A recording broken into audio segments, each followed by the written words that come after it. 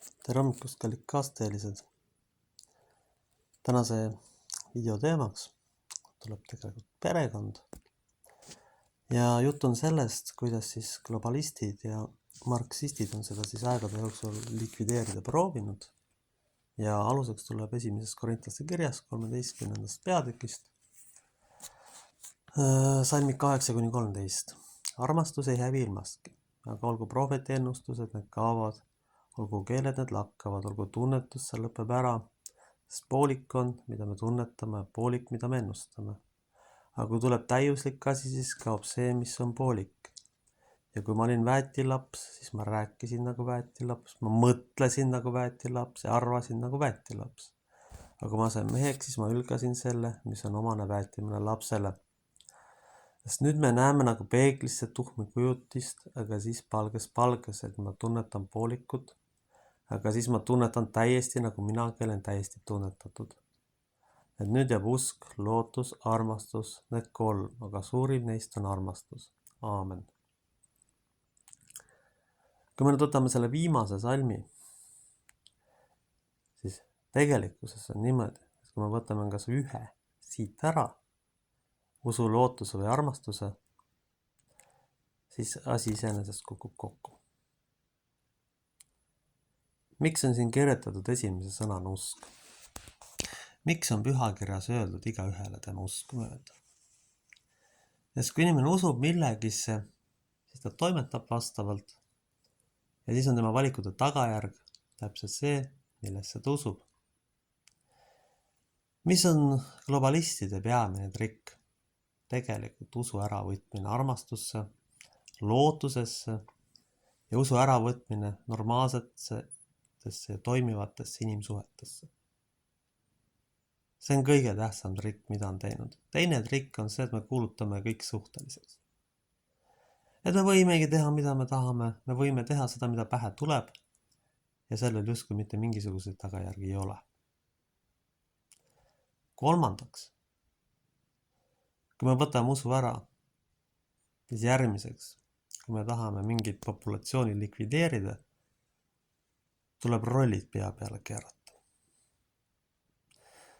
Ja tuleb viia olukord selleni, et naised ei saaks olla mitte mingil juhul naised ja mehed ei saaks olla mitte mingil juhul mehed, ehk juhtida ühiskonda ja võtta vastu otsuseid, mis neid kuskile viivad. Sellel on alati mitu tagajärge. Esimene tagajärg on see, et ei ole rollis inimesi. Ja kui rollis inimesi ei ole, siis me saame hakata vaikselt perekonda likvideerima. Ütlen siis otsa välja asja õige nimega. Me saame seda hakata likvideerima, sest me oleme inimestel usu ära võtnud, et normaalne, toimiv suhe on võimalik. See ongi tegelikult globalistide peamine saavutus. Nii-öelda, kui me seda niimoodi võime nimetada. Sest seltsimees Lenin ütles kunagi sellise asja, et abielu on kodanlik igand. Ja grupp marksiste on siis läbi ajaloo teinud kõik endast oleneva, et seda nende arvates nii-öelda igandid likvideerida igal võimalusel. Aga rollide pea peale keeramine ongi ju üks olulisemaid samme, mida teha. Milleni siis see rollide pea peale keeramine viib? Esiteks, selleks, et seda teha, tuleb avaldada naistele suuremad võimalused kui meestele. Pole tähtis, on see haridus või mingi muu valdkond ja rollist inimestel teed kinni panna. Et võimule aidata need tüübid, kes on rolli nihkega ja kes on võimelised täitma igasuguste globalistlikke idiootlikke korraldusi ilma mõtlemata, milleni need tegelikult viivad.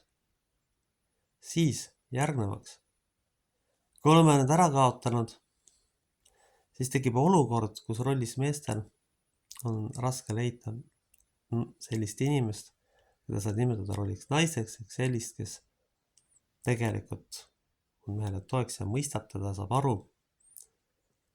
Ja siis on ka raske leida rollis meest, kes naisest kohe esimese valemini üle sõidaks, vaid ka võimeline otsuseid vastu võtma. Ja kui mehel on usk kadunud sellesse, et ei olegi, et ma olen sobilikku kaasteelist, siis ta kaotab lõpuks üldse usu ära. et kedagi leida saab ja peabki normaalsuseks seda, et ta on töönarkomaan ja tegeleb enesehävitusega ühel või teisel viisil. Aga sellesse staadiumisse jõuda, tuletame siis meelde, et kõigepealt pidime rollid pea peale keerama. Kõigepealt pidime usu ära võtma, et normaalsus on võimalik. Seda tehes meediamanipulatsioonidega, seda tehes vastavate seriaalidega, kus näidatakse ära ja alandatakse mõlemat sugu tegelikult, kus võetakse peamine ära usk armastusse, usk normaalsetesse inimsuhetesse, likvideeritakse lihtsalt ka meediamanipulatsiooniga. Sest see on võte, millega saab väga palju ära teha. Ja selle lõpptulemus on see, nagu me selles ühiskonnas näeme. Inimesed on kaotanud usu, tegelevad enesehävitusega, töönarkomaania, alkoholi või jumal teab millega. Ja niimoodi on lihtne kontrollida ühiskonda, sest inimesed hävitavad oma potentsiaali ja ei ole kellegiga ühiskonnas muutusi läbi viia. Või kui seda on, kui keegi seda teha tahab, siis tal kas ei ole rollist teekaaslast, on ta ise ebastabiilseks muudetud sel teel, et tal ei usku. Ja kuulutada seda, et perekond on kodanik igand, siis terve see globalistlik süsteem tegeleb väga usinalt sellega igapäevaselt, näidates, et perekondade likvideerimine, lahutus on normaalsus. Üks kaval trikk on veel ideaali väljamõtlemine, sest sellist asja nagu ideaalne inimene ei eksisteeri. See ei ole lihtsalt võimalik. Inimese olemus on juba selline. Tal on ikkagi paratamatult mingisugused puudujäägid. See on see probleem, mis on tegelikult muidugi absoluutselt kunstlikult tekitatud siia ühiskonda. Ja selle tulemusi me ka väga hästi näeme, mis siis toimuma hakanud on. Aga põhiline asi, mis on võetud ja mida kahjuks on tegelikult ka saavutatud, on võetud usk ära. Usk tuleb ära võtta ja siis inimesed enam ei usu, et normaalsed, inimlikud, toimivad, koostöö valmis ja inimesed tunnetel põhinevad suhted ja tunnetusel põhinevad suhted on võimalikud. Ja siis on võimalik ju niimoodi teha, et mitte tasakaalustatud asjad hakkavad ühiskonda hävitama.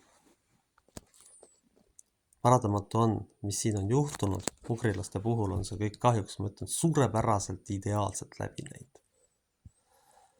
See on niivõrd hästi läbi näinud, et inimesi on niivõrd osavad ära pedetud. Keegi pole sellest siiani aru saanud. Tuletan meelde,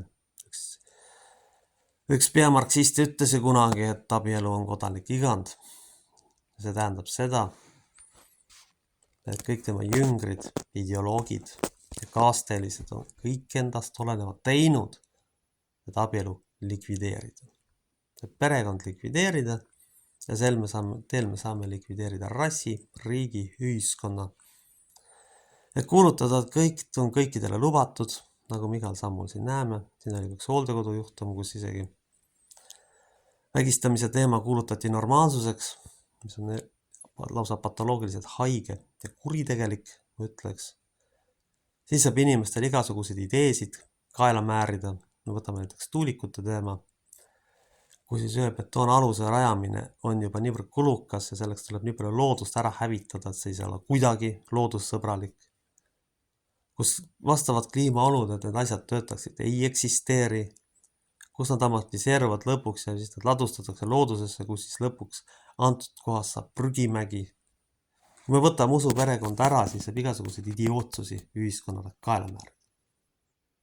Inimestel ei ole stabiilsust, inimestel ei ole kindlust. Ja muidugi on inimkond ka ajaloos tegelenud sellega, et oma nii-öelda tarkuses paljude asjade realiseerimisel. Tarkusest ei ole inimkonna muidugi midagi. Alustame kas või sellest, et kui juhiks määratakse kõige lollemad ja kõige nõrgemad, kes kõige paremini nii-öelda ära rääkida oskavad, siis ei saa sellisel liigil eriti helge tulevik olla.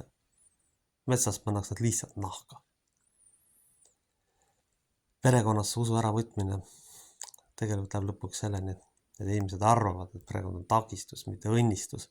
Ja seda ma nimetan puhtalt marksistide saavutuseks. Täiesti puhtalt nii-öelda saavutuseks. Sellepärast, et kui te seda saavutada, siis lõpuks jõuate selleni, mida tegi seltsimees Lenin. Seltsimees Lenin ei uskunud perekonda. Ta oli kibestunud, igat pidi kõver, psüühiliselt haige, tasakaalutu tüüp. Ja me näeme, mida siis see tüüp lõpuks külvas. Ja nüüd on samasugused tüübid võimujalast. Kujutage ette, aga mis tagajärg sellele. Me näeme seda, mis on. Aga inimesed ei pane kokku 1+1 ja ei saa aru ühest olulisest asjast. Kui usk on ära võetud, siis on ka väärtused ära võetud. Ja kui me kuulutame kõik suhteliseks, siis me võivad inimesed kõike teha ja siis on kaos. Ja kaose tagajärg on häving, nagu me juures olevat pildilt näeme. Aga see ongi see, et ühiskonnas, kus on ebastabiilsus ja kus ei ole kindlust, on lihtne kõigega manipuleerida, on lihtne kõike kaela määrida, sest inimestel puudub võimekus mõelda, et olukord ei ole stabiilne, meelemürkide ja kõikvõimalike globalistide õudusega ära mürgitatud aju ja organism ei suuda tegelikult enam selgelt ja adekvaatselt mõelda. See on selge. See läheb kas fundamentalismi või muusse õudusesse. Kui me tahame nagu ühiskonnas reaalselt muutusi, siis tuleb kõigepealt perekond hakata taastama. Tuleb need väärtushinnangud uuesti üles tõsta. Sest kui ühel rahval seda ei ole, siis selle pole ka tulevikku. Kui inimene arvab, et ta katkisena ja rikutuna ja rahuldamatuna suudab mingit normaalset süsteemi luba, siis on see sügav eksitus viisakalt öeldes. Pühakiri ütleb väga hästi, puud tuntakse tema viljadest. Ja kui nüüd ei ole usku mitte millegisse, ei armastata mitte kedagi, ei loodeta, et asjad muutuvad paremaks ja selle poole ei püüelda, siis on tulemus täpselt vastupidine, siis me jõuame lõpuks puhtasest satanismi välja. Ja seal, kus ei ole Jumalat, tuleb asemele teine jõud. Tuleb asemele teine jõud, lihtsalt selle tõttu, et on öeldud ka ju seda, et inimene ei tohi mitte üksi olla. Aga ka see pühakirja koht on unustatud, iseenese tarkusest mingi õudus välja mõeldud. Et ikkagi, kui ühiskond tahab toimida ja ellu jääda, ja kui ta tahab globalistidele reaalselt vastu hakata, siis tuleb kõigepealt esiteks rollid taastada, otsustusvõime meestel tagasi võita, mitte rollilihkega inimeste järgi joosta.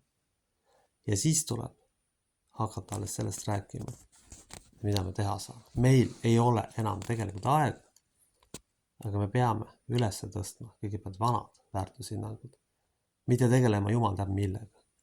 Ja tuleb kindlasti globalistidele vastu hakata ja konkreetselt ja avalikult seda tegema hakata. Sellepärast, et kui me seda praegu ei tee, siis me ei ole lihtsalt seda varsti võimalik teha, sest meid lihtsalt seda rahvast enam ei ole. Kui me samal kursil edasi jätkame, kus on rollinihked, kus peetakse normaalsuseks seda, et perekonna lagunemine on justkui mingi saavutus, ma ütleks, kus suhteid sõlmitakse täiesti valedel alustel. Seda on väga palju. Kellel on õnnestunud luua normaalselt toimivad süsteemid ja normaalsetel jumalale meelepärastel alustel ehk armastuse baasil loodud suhted. Ja ühesõnaga sellised asjad ei ole ajutised. See, mis on Jumal kokku pannud, seda ei tohi inimene mitte mingil juhul torkima võtta. Ja selle ühiskondliku korra, mille Jumal on loonud, ehk mees on ikkagi otsuste vastuvõtja ja naine tema toetaja. Ka seda on torkima hakatud, me näeme seda tagajärge. Ja selle vastu tuleb võitlema hakata. Tagajärg on see, et meessugu on lihtsalt ennast hävitama hakanud või leppinud jumaldab millega või kaotanud usu üldse, et ta leiab endale mingisugused kaasteelise. Need on need tagajärjed ja need saavutused, mille vastu meil võidelda tuleb hakata. Aamen. Meie Isa, kes sa oled taevas, pühitsetud olgu sinu nimi, sinu riik tulgu, sinu tahtmine sündigu, nagu taevas, nõnda ka maa peal. Meie igapäevast leiba anna meile tänapäev ja anna meile andeks võlad, nagu meiegi andeks anname oma võlglastele.